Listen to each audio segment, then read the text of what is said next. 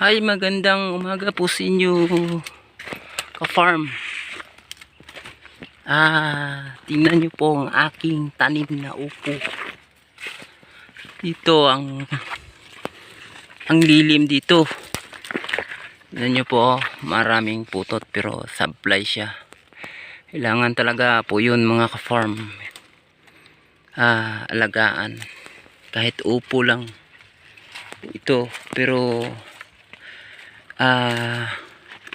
bumigay ng pera sa inyo kung ang tanim ay aalagaan talaga po. May halo nga ampalaya, so kunin ko na po yung ampalaya, tsaka gusto ko po yung kunin yung ampalaya kasi nabubuhay lang to sa dito una sa ilalim ako ngayon sa tanim namin na upo.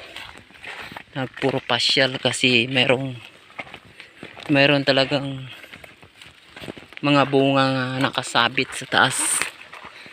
Ito po yung mga upo ko bago pa yung bunga po guys, bagong bunga, pero marami na po yung mapitas bukas. Yun po, malalaki na po yun. Tingnan nyo po mga ka-farm ko.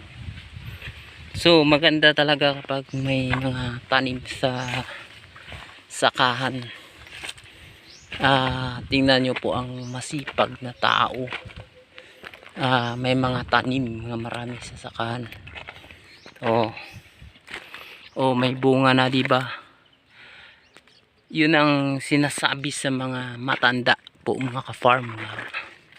May kasabihan daw, pag kayo ay nagtanim or nagtatanim, mayroon po kayong aanihin.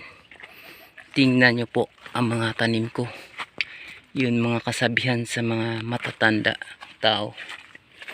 So dito po ako ngayon kasi maganda yung tingnan ng mga bunga ng mga upo. Mga laki na. Di pa pareho yung pagtanim namin ng mga ka-farm.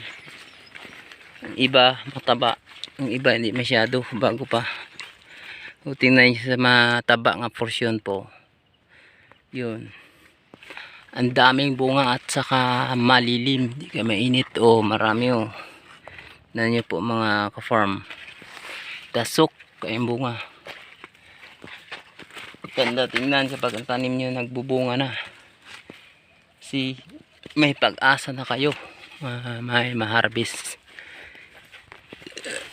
Farm namin po mga ka-farm. So magandang umaga sa inyo lahat. Ito yung mga saging tinanim ko sa gilid ng aming sakahan. Yung lakatan na yun, ang saging na yan, mga lakatan yung tanim ko. Yun, may mga bunga na, pwede na kayo ka-harvest talaga mga ka-farm. So salamat po sa inyong pag-suporta sa akin, sa aking YouTube channel, kasi alam ko yun nga, marami suporta sa akin kasi ang bilis ng aking subscriber, ang bilis talaga umakyat aking subscriber sa YouTube channel ko. So salamat po sa inyong malaking suporta na bigay sa akin, kasi kung wala kayo, wala po na ako magawa. Kasi nasa inyo lang po ang aking hinahintay na pagsuporta po yun. So ka-farm, tignan nyo po ang farming namin. Taas puro yung ampalaya, dito hindi pa tinaniman. Sa kabila upo, sa taas banda ampalaya yun lahat. Ang ganda tingnan kapag may tanim mga farm. Yun, ako po yung nagtatanim po mga ka-farm. Si George Vlog po, mayroon talaga kami gulayan. Ayan po ang dati naming sitawan or ampalayahan dati. Ararawin ko nga siguta na. Sa kabila, bagong tanim namin ang palaya. Yun, mataba na. Ayun. Yun ang drum namin sa kabila. Yung patubig namin dito sa kabila. Yung sitaw namin mga farm.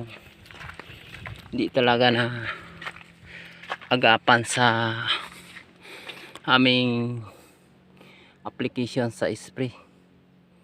Kasi hindi kami nakapagbili agad. Tingnan nyo po, kasakit ang yung dahon niya. So buti nga yung ampalaya namin maganda naman ang tubo. So mga ka-farm, subaybayan nyo po ang aking videos. Salamat po sa inyo tagstag sa mga suporta dyan. Thank you and thank you very much. Bye bye.